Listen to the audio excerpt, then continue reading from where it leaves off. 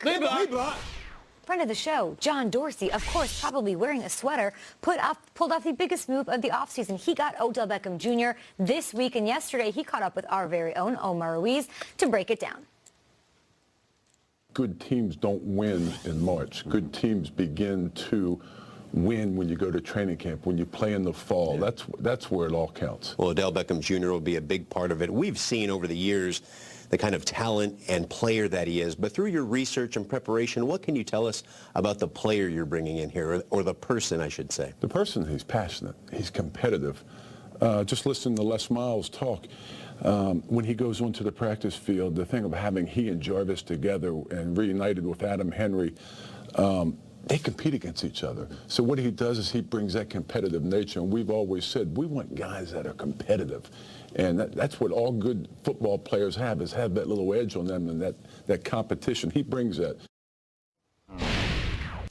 No doubt Odell Beckham Jr., the passionate one who was just described, and his buddy from LSU, Jarvis Landry, are going to be great together. But I want to throw a little scenario at you guys. You down? Mm-hmm. Yeah. You're down 6. Okay. There's 2 minutes on the clock, and you can pick any wide receiver duo in the league to throw to. Who do you roll with? Nate, you've gotten yourself into trouble with these picks in the past, but who is the wide receiver duo?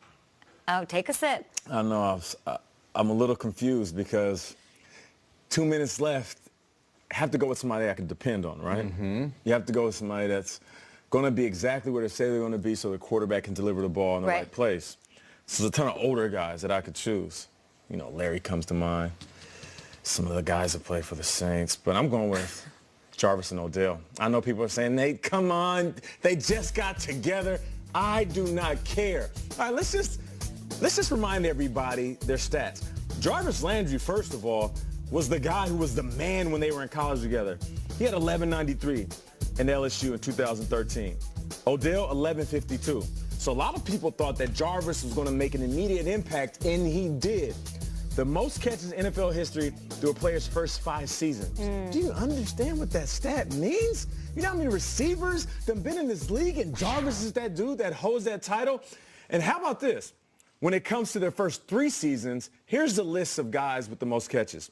Michael Thomas, Odell Beckham, Jarvis Landry, and A.J. Green.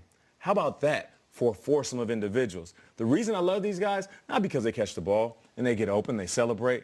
It's because they have separation when they run their routes. So for me, to answer your question, Kay, the very long-winded way, I'm going with the new duo of best friends, Jarvis Landry and Odell Beckham. It's hard to argue. I can't even pick which one's going to be more productive in that offense with Baker Mayfield. It's sort of wild to think of. Great with numbers individually. My question to you, Nate, as being a wide receiver who is willing, and I think you'd admit to this, to play a secondary role to Calvin Johnson and Randy Moss, are one of those two guys able to say, hey, it's not my day, it's going to be the other guy's day? Because I've seen both those guys say, give me the darn ball. I believe they will because they're friends.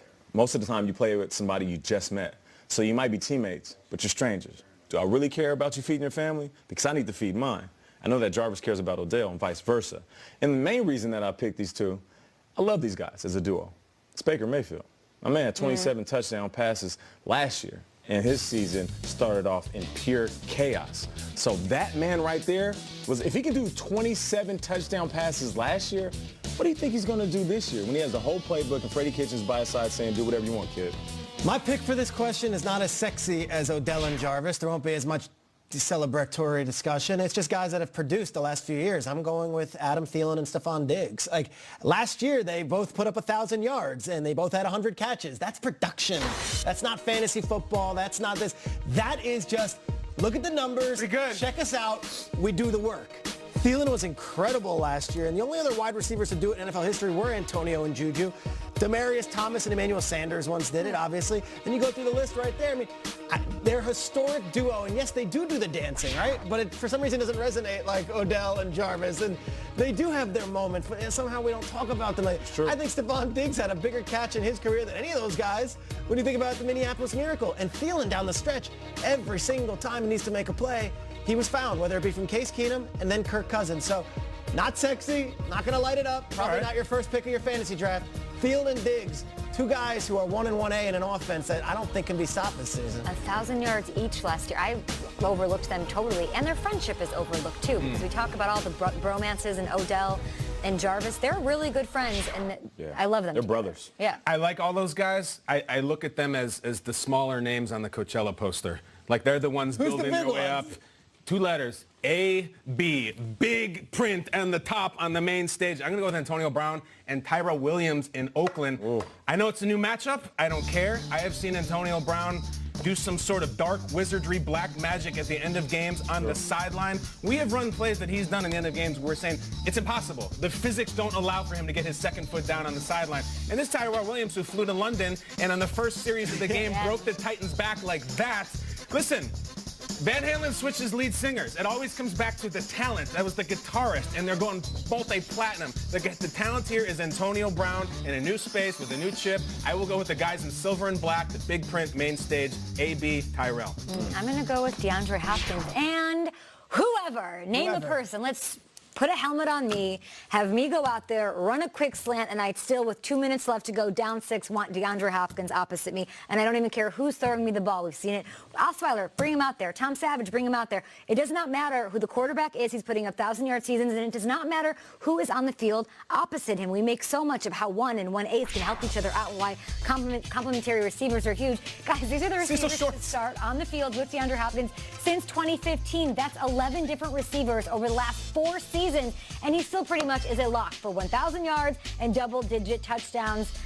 Like I said, we would dominate if I was out there running routes. You one hell of a duo, okay? Just because of If how Will good- Fuller can Come just on. stay healthy. I know. If he can stay healthy. Will that Fuller race and horse? But the DeAndre problem Hopkins, is, but even when he's not healthy, he doesn't miss a step. DeAndre Hopkins does not take a DeAndre step Hopkins back is the best in the game. without anybody on the field. It's pretty amazing. I heard DeAndre met our friends in the Men in Blazers. Is that true? right? That's what I saw. You're Pictures. talking soccer? Yeah, I guess. I didn't see it, but I saw a pic. That's pretty cool. He loves the soccer. I Yeah? just wish he loved us on Good Morning Football. Couldn't drag him onto the show, huh? He doesn't love football? Hello? DeAndre. Hello? You. In the wake of Antonio Brown, you're part of your favorite receiving duo. In the wake of his trade to Buffalo, it's been reported that the reason talks broke down is because AB didn't want to go to Western New York. Here's Bills GM Brandon Beane's feisty response to that. That pissed me off, to be candid, because it was an ignorant comment or whatever. And I don't, I'm not on social media, but if you live in Buffalo or you know anything about Buffalo, don't speak about Buffalo if you don't know what this city and what this fan base is like. It really pissed me off. Yeah. What do you think, Shregs? Fired up. I love this. The Bills fans have a reason to believe right now. This is the guy who lives and breathes them. This is exactly how every Bills fan was feeling Friday when a report goes out and says the Bills had a deal, but Antonio Brown wouldn't go there, which was not exactly the case. They didn't have a deal yet, and there was still discussions being made about what even the compensation was. Beane stands for something. Like Brandon Beane comes out there and says, I am Buffalo. I represent this fan base. And hey, very quietly, they added John Brown, who will be great with Josh Allen. They added Cole Beasley, who will be great with Josh Allen. They got Frank Gore. They got Mitch Morse. We don't talk about the Buffalo Bills much. No one talks about the Buffalo Bills much. And I think that finally got to Brandon Beane when there was this narrative that Antonio Brown wouldn't go there. A lot of these old Bills come out and talk too. Eric Wood was very passionate on Twitter last Friday saying, you know what, if you don't want to be in Buffalo, you're the idiot. Because they'll love you and you'll be a legend forever. Think Kyle Williams, all these guys.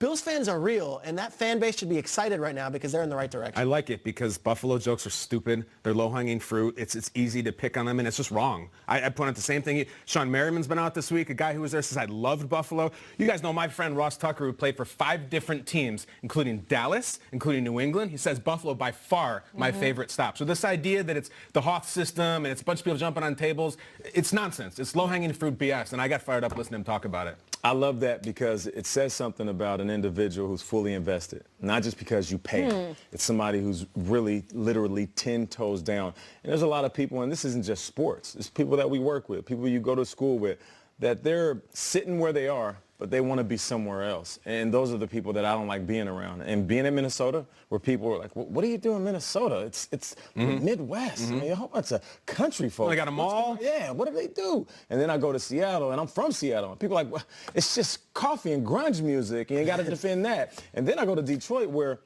the city literally went broke when I was there. And I had to defend that. So I'm always the guy that's going to have the back with whoever I work with and whoever I work for. So I'm glad that he was up there a little feisty and defending his den, defending his backyard. I think more people should do that. It's funny how disrespect works in the NFL, in life, but also in the NFL, and how far that can take you. You look at the Eagles and how they felt on their Super Bowl run. You look at Tom Brady and people saying that he can't play the game at 41 into his 42nd year on this planet. Disrespect feeling that way when you see Le'Veon Bell coming to the Jets and not making big waves, and you seeing Tom Brady, them not making any move, that makes a big wave. And they're up there wheeling and dealing, as you said, and nobody's talking about it. That's the sort of disrespect that will create a rather large-sized chip on your shoulder down the You stretch. also got to win.